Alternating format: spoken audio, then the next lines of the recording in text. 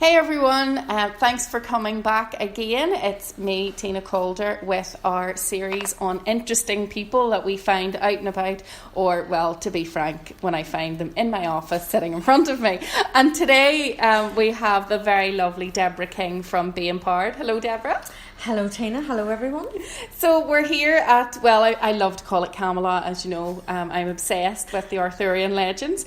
So what we're doing with these, with this series is we're just talking to some people about their journey, how they got to where they are today, and a little bit about what they do. So Deborah, tell us exactly what it is that you do with Be Empowered. That's a very good question, Tina. Still working it out. Okay, so the reason why I called my business Be Empowered, and it took a while for me to actually be empowered enough to call it that, is that the word be, and it's B-E-E, it's not a misspelling, it's done on purpose. I don't sell bees, but my name actually, Deborah, means bee in Hebrew. And I always think of the story where they say that the bumblebee didn't know how to fly and they couldn't figure it out, and luckily it just went ahead and flew out anyway and didn't listen to other people. So it has kind of that idea of being unlimited and don't listen to other people, just do your own thing and don't be tied down to programming and all that kind of stuff. So yeah, because science states that the bumblebee shouldn't actually be able to fly. Well, I know there will be some people listening to this that will go, well, actually, no, it has been proven that they can fly. Well, I mean, obviously. But what it was, apparently, is that when they first looked at it, they were looking at a specific type of aerodynamic theory related to the likes of airplanes and that. So they have, solid wings that don't move, that kind of thing. I'm not an expert on it, but that's how they were sort of looking at the theory of flight. So they had to actually make up that. Since then, it has been proven how they do, and they go, it's an urban legend, blah blah blah. But it's fun and it's interesting, and at the time they didn't know how it worked, so it was true. Yeah. So they have now discovered how, and it's actually to do with something because else. Anything's possible. Absolutely, anything is possible. So it was actually whenever then I felt more empowered. I felt, I suppose, very disempowered for a lot of my life, and hence the word empowered just meant a lot to me. So Be Empowered is really an instruction to people, almost, as in be empowered, go do it, go be it, go be it. It's not necessarily what you do, it's how you be. It's also that Deborah will help you to be empowered, be empowered, be facilitated by Deborah, to be empowered. And basically the whole underlying thing of the bumblebee, that do not listen to anybody else. 100 people could say something and they could be completely wrong, and you decide one thing and you can go and do it. So, but I mean, you didn't just wake up one day and go, oh, I know, I'm going to be a guru. Not. You've been doing loads of training. You've been over the years. It's not like you didn't just wake up. No, I really didn't. I worked in a lot of. I've actually just put up my first blog out today. I'm so excited. I'll have to say it. Yes, you can check it out on the Facebook page. It's facebook.com/DeborahKing.BeEmpowered. Be with two E's. And basically the blog itself is kind of my backstory, a little bit of my backstory, which is how I got into really the line of alternative therapies, although currently now using a lot of my experience and now going forward more as a speaker and a writer, but using all of those skills and talents and experiences that I've had.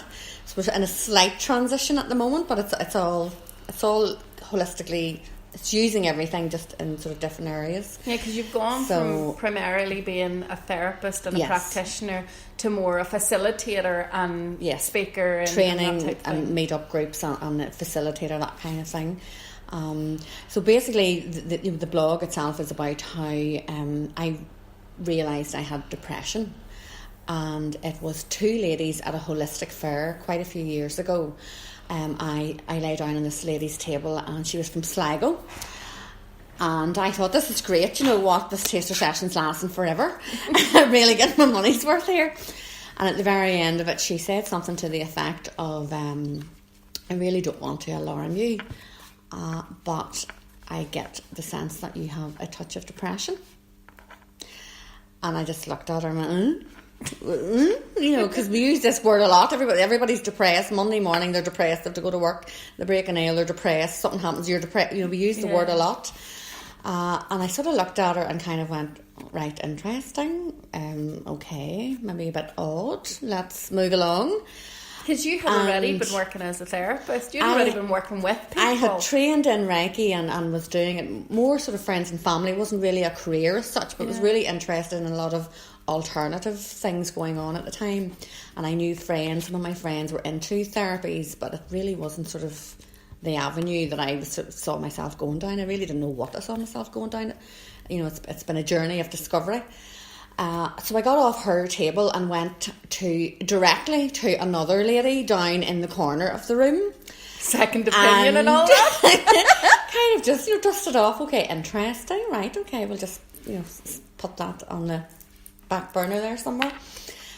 And the second lady was doing a reading of some sort, reading my energy, and I believe she was one took. There was like a couple of girls at the table, and one took my photograph, my aura photograph, which was apparently discovered by NASA, all this stuff, so there's a bit of science behind it all for those of you who need a bit of science. And she read my picture, and she took this, in those days it was like a Polaroid camera they took, and you could see colours around you. And she said basically something to the same effect, really don't want to alarm you there, there's a little touch of depression. And I was like, what? Have you been talking to your woman? And it was just very bizarre. It was very was it difficult to hear something, or for that seed to be planted? It wasn't that it was difficult. It didn't register on some scale. It didn't register. And a little while, I thought it was interesting. I thought, why are these people saying that? And okay, and that's not, they're not doctors, they're not this. How would they know anything? How would they know anything about me? And I remember a short while after it, sitting in the house and Googling, what are the symptoms of depression? Mm-hmm. And whatever popped up, I remember going, oh, right, maybe. I might have that thing. But what was that like for you? I mean, were you in a position where you were open to this being a possibility, or were you? But no, only really, really sick people have depression. At that point, I've actually had so much therapy and treatments, it's really almost a task to remember how I felt, which is a good thing. You can get rid of these things. So it's sort of, it's looking back and re-traumatise you. Oh no, alright, it's okay, I'm all good. It's good that we can get rid of this. But I remember just having like a very slow aha dawning of realisation moment of, is this true? And to be fair, at the time, life hadn't been exactly kind to me for a while, and it just seemed to make sense. It started to make sense. I did a lot of decluttering a while after this. I had read that the Samaritans, one of the first things they used to tell you to do was to go and clear out a drawer, and apparently it came from some guy who didn't know what to say one day and had to do something, and he just told somebody to do it, but it turns out it worked. That's the story I've heard anyway. It works.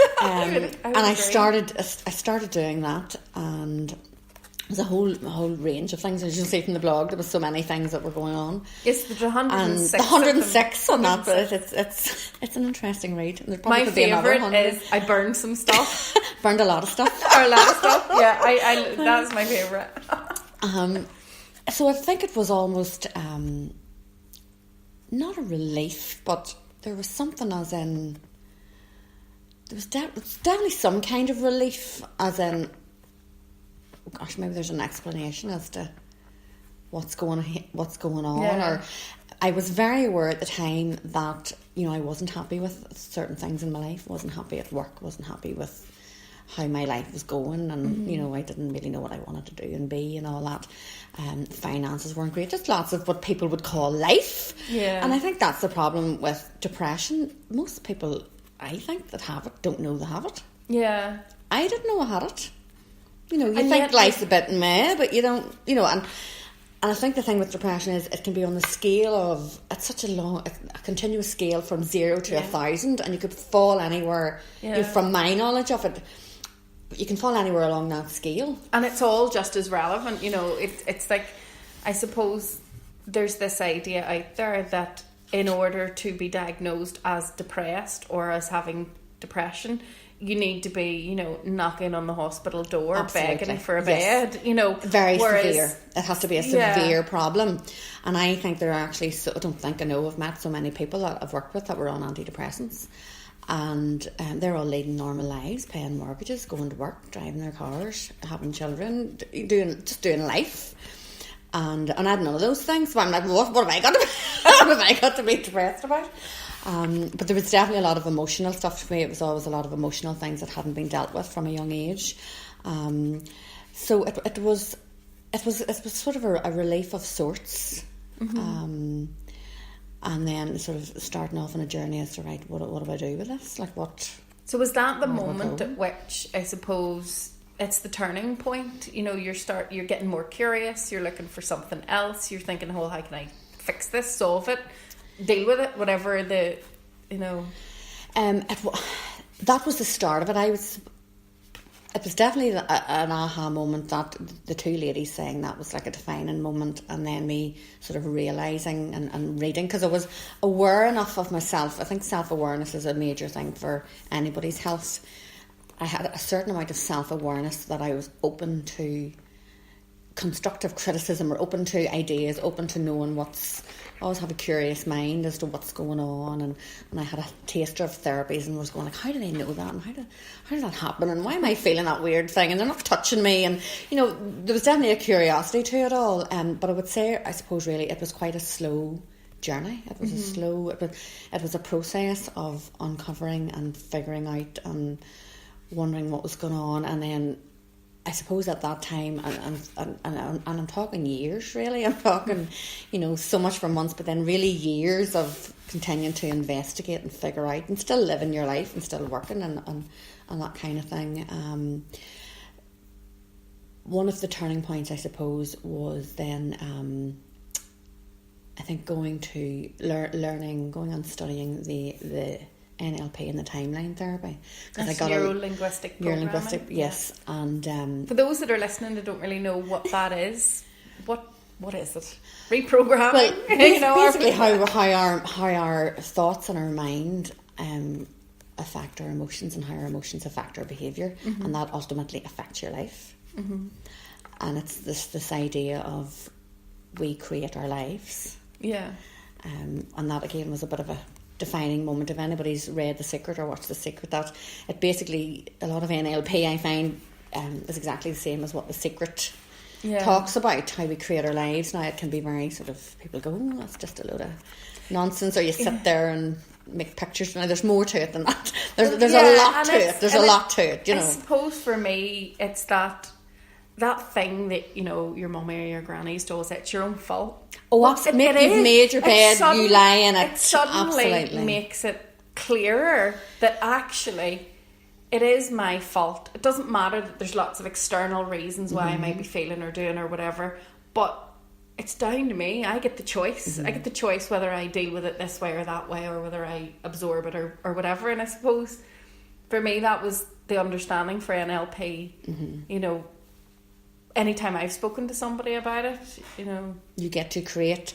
And I think the first thing about that is people have to buy into that idea that they create, because normally I suppose the first thing then somebody will say to me is, so you saying I created illness, you're saying I created this disease or this disability or whatever it is. That's I have found a lot of people go, it's a load of nonsense, because, you know, how dare you say that I created this. So I have come to believe and know for myself, it's my truth anyway. You know, nobody mm-hmm. has to believe anything I say unless it resonates with you. But I have come to know and believe that we do create our realities. And there's, you know, the NLP, the timeline therapy, lots of different things can teach us and show us how to then change it. And it's kind of like, I don't think we literally sit there and go, oh, I want this and I want that. Yeah. It's not on a conscious level, it's subconscious, and that's really relating to your emotions. So a lot of what I would call mental health, I always say mental and emotional, because I think they can't be separated. Oh, absolutely. You need to treat it holistically. And on top of that, none of it makes sense to me unless you bring in some kind of